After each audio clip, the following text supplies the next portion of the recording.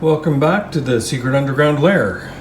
We're continuing work on our Gluckstein inspired cabinet, and today we're assembling or gluing this portion of the end onto the rest of the cabinet. Yesterday I got all this done, this section of the frame of the cabinet done, so I've glued this part on, and that is now clamping up. The bottom rails are glued in. I haven't glued in the top rails yet, but I'll do that in a minute, as soon as that has had a chance to set. We're going to put the floor in, and then we'll glue in the top rails. So they'll go next. And then I'm going to start working on the doors themselves. So we'll assemble the frames of these doors. That is the bulk of today's adventure. But I have another little challenge, and that is that I had purchased some of that facing material that kind of self-adhesive, and you just kind of iron it onto the edge of these doors. But I don't have quite enough.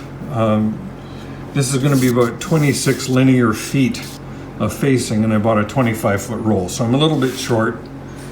And there's some facing that needs to be put on this surface here and on this surface here. And there's going to be some facing that's needed on the top as well. So I'm going to put some on the underside here, just to kind of hide that plywood edge. I want it all to look a solid piece, and plywood will deteriorate if water gets in there or something, so I want to cover that up. So a little bit of a table saw trick that I learned that I'm going to pass on, and the rest of this cabinet assembled today. And door frames. A bunch of stuff.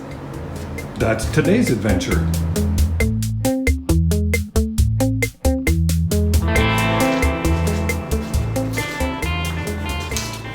So I'm wanting to cut a bunch of little strips of, I'm calling it veneer, but little wee tiny thin strips of maple like that on the table saw. And I want to have consistent pieces, so I don't want to have varying thicknesses. I want to be as consistent as possible. Now the conventional, and the first thing you think about is you take your piece of wood and move your fence up really tight to the blade, and then you run it through and you have this little tiny thin strip that you got to kind of make sure you push out. Very dangerous practice, so I don't want to do that. Here's the trick I learned. I have a miter, and I could have used my table saw miter for this, but I'm just using the miter off the bandsaw. So I've just clamped a little stick of wood onto here, and I've positioned that wood as far away from the blade as I want the thickness of this veneer to be. Now I can take the wood, my source wood that I'm using to get the veneer, put that up against my fence, and now push the fence until that wood touches my little stick here. Now I have this positioned exactly the right distance to get a second strip of veneer exactly the same as the first. Let me rip this through.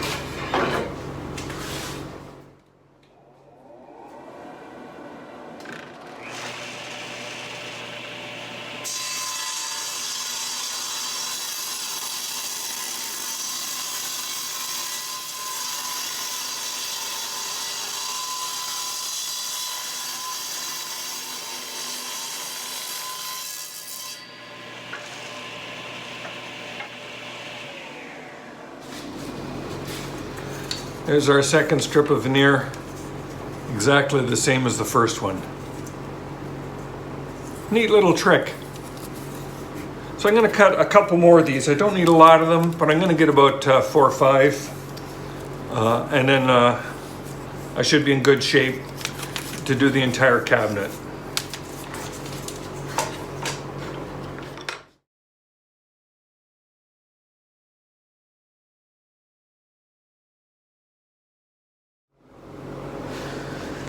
And just like that, I got 5 nice pieces of veneer that I can use to put on our cabinet. So I'm going to put the 2 lower ones on as I was showing earlier, and get them setting so that they can be trimmed a little later. I'm just going to glue and clamp this little veneer on this piece. I'm not going to use any brad nails.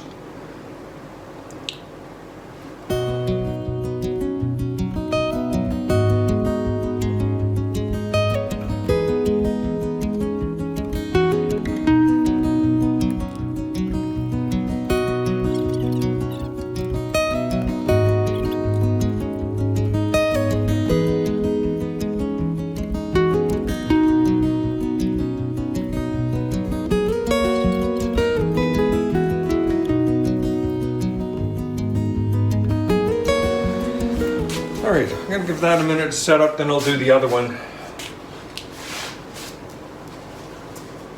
I don't have enough glue blocks, that's the reason.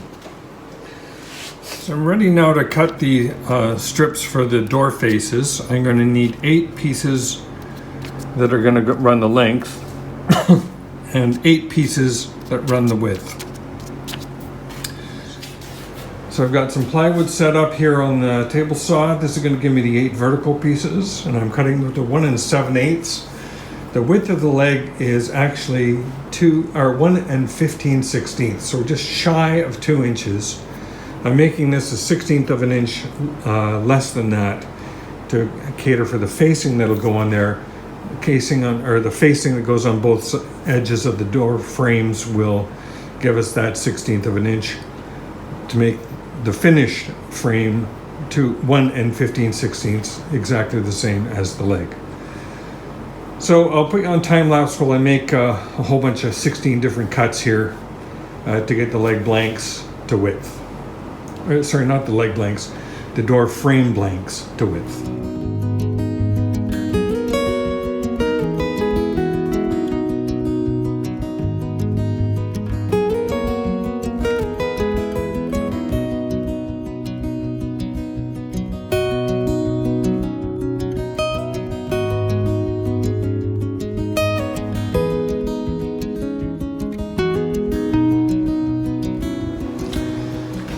So all our door frame blanks are cut to width.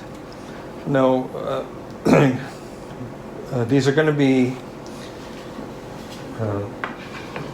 mitered at 45 degrees, so I'm going to make that join there a 45-degree join rather than a butt joint or a saddle joint or some other kind of joint. I'm going to make it 45 degrees, and we'll put a spline through the joint, which you may have noticed I have a little jig set up here so that when I have that 45-degree cut, I can put the 2 pieces in, clamp them in like that, and then run them through the table saw to cut a groove on the bottom of that into which I can insert a spline. So that's kind of the method to the madness that's going to follow. I'm going to glue on that veneer strip on the other side of the cabinet. So, sorry for the bumping around here. So I'm going to put that strip in here. We've got the one on the other side that's clamped, so I'll put that in here. And then I'm going to go get a bite of lunch. Alrighty, I'm back from lunch. And I just finished, I just sanded off this little edge here on our little veneer that we put on there, and that has come out very nice. I'm very happy with that, and I did this side as well, so it looks a lot better than having exposed plywood, I've got to say. So before I get to the doors, which are sitting over here on the table saw, I want to get the floor into the cabinet, put in the center panel, and then lay the top on, and we'll get some dimensions for cutting the top. So I'm going to work on the floor. Now for the floor, right now the floor is only supported by this central cross member. What I'm going to have to do is put on some,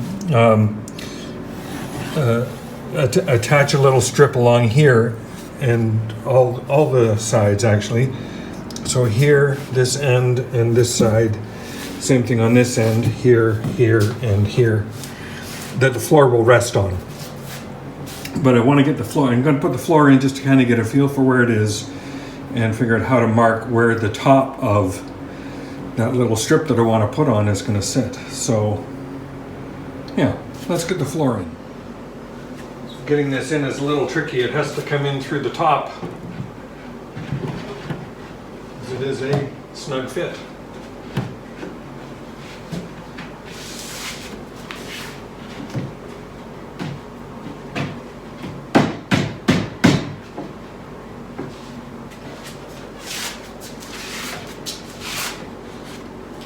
Very snug fit.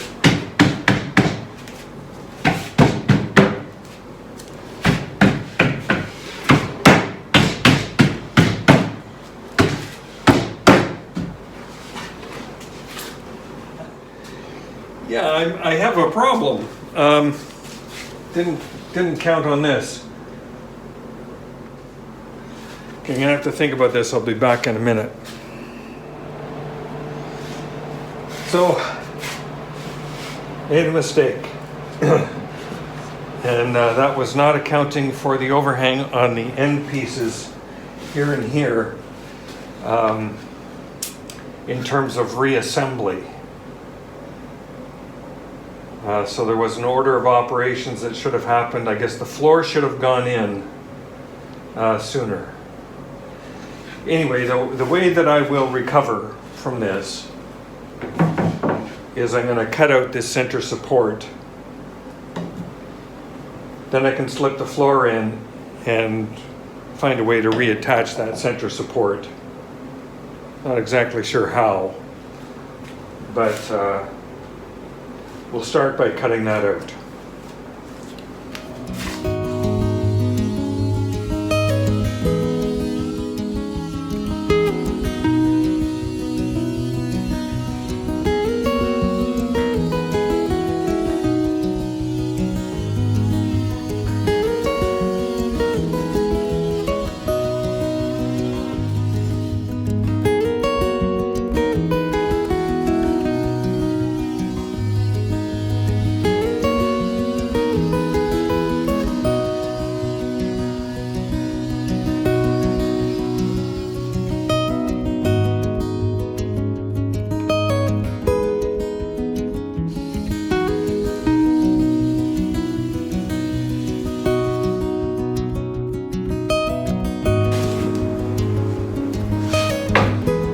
Okay, that will let us get the floor in.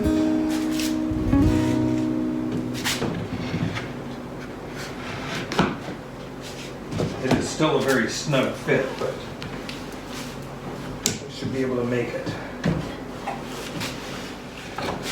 So what I've done is I just sanded that corner just a little wee bit, and same thing at the other end. Hopefully that'll make this be able to slip past. That works fine. This one's still a little tight, but it goes in. Okay, we're in.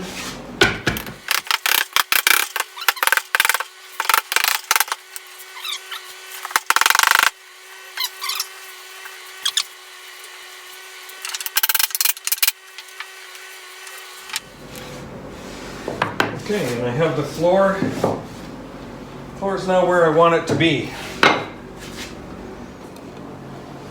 So I've cut some pieces here for to keep the floor in place. That's just going to sit in there like that. They're flush with the bottom of this, so it looks like this is 1.5 inches of plywood, but it isn't obviously. And this is probably overkill for what I'm trying to do, but it's material that's on hand and we can take advantage of it.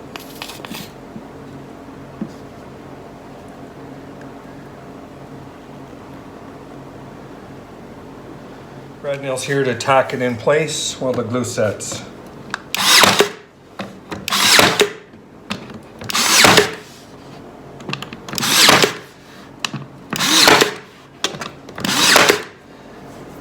All right, do the same thing here. I'm going to cut these to length, slip them in the sides. Then we'll have to flip the cabinet over on its face and put the floor supports on this side. I'll do that off camera, come back when I'm done. Alrighty, a little bit of finagling, but our floor is now in place. So I do like that. It's going to be very nice. Next bit now is attaching all of these top stringers, getting them glued and clamped. As I've been working on the cabinet, it has opened up here just a little bit, as you can see, but a clamp will bring that in tight. I've already clamped the backside to demonstrate, but my first bit that I'm going to work on is gluing this piece in place, getting that clamped, and then we can work on our long stringers.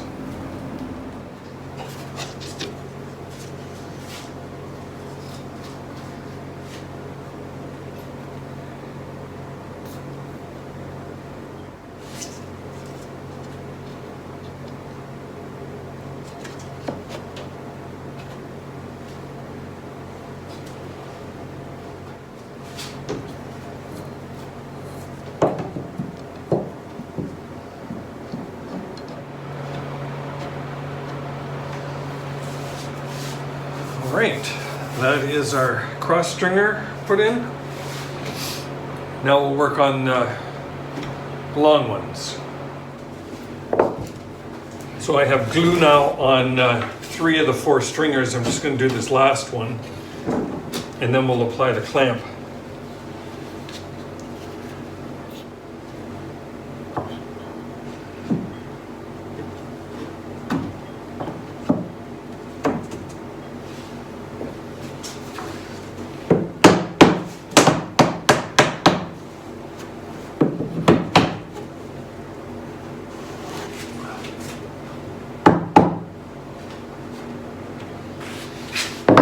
Okay, and what I have in terms of a clamp is a pipe clamp joined, or actually 2 pipe clamps joined with a coupler, a plumbing coupler. So this lets me get, with the 2 6-foot clamps, I can clamp 12 feet. So it gives me a lot of flexibility.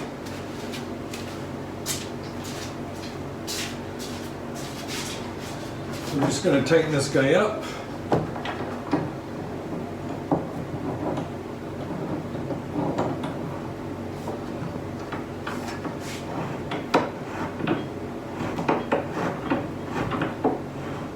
Squeeze out all along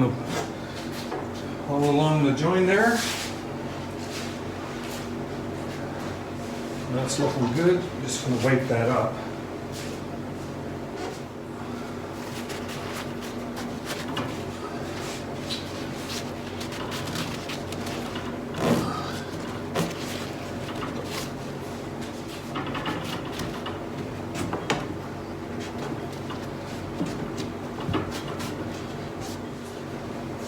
Okay, and I will just put the clamp on this side.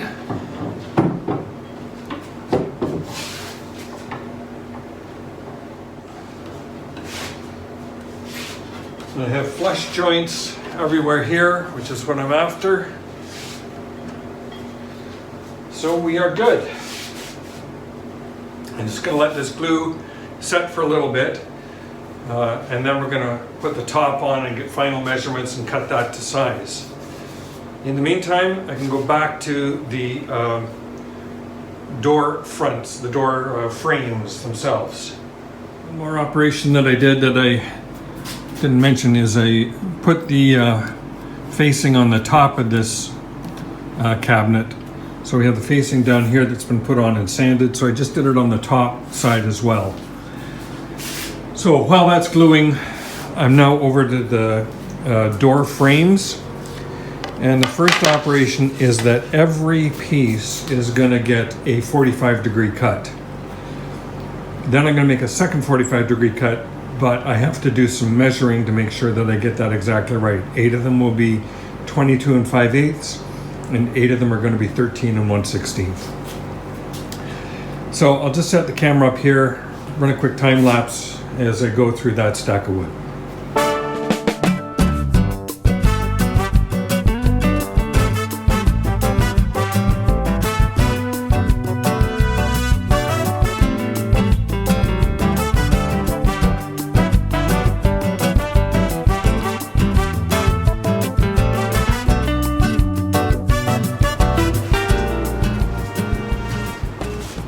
So I have the fence set up such that it gives me the 13 1/16 inches to the blade.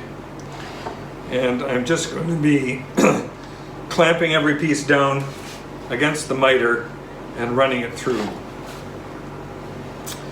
I'm going to clamp it just to be sure that it doesn't move.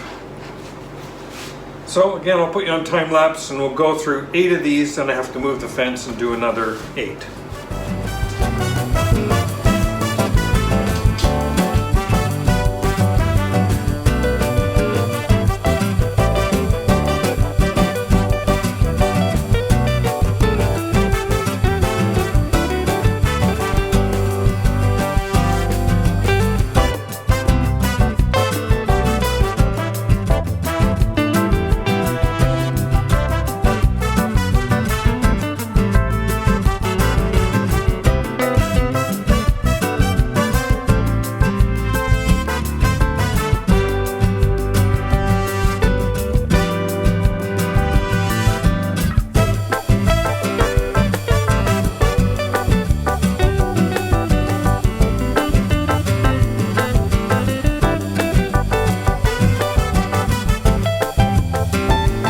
So that's all our door frame rails cut. So we've got our short ones and our long ones. The next operation is going to be setting them up in this jig, clamping them in place, and then putting a cut in there so that we can run a spline through that joint. But that'll be tomorrow. What I'm going to do right now, last operation of the day, I'm just going to take all of our clamps off the table that we've got now, the console. I'm going to set our top on top of it. I'm just dying to see what that looks like.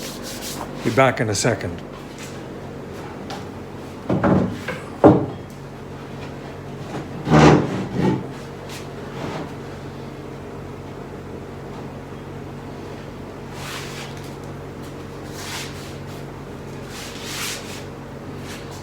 That's more or less the look.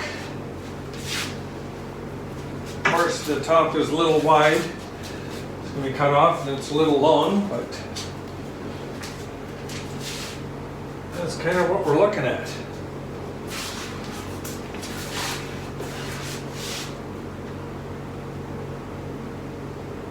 All right.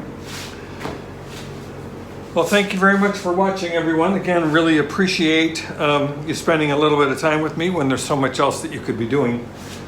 So thank you. And if you like the video, please like and subscribe. And I will see you on the next one.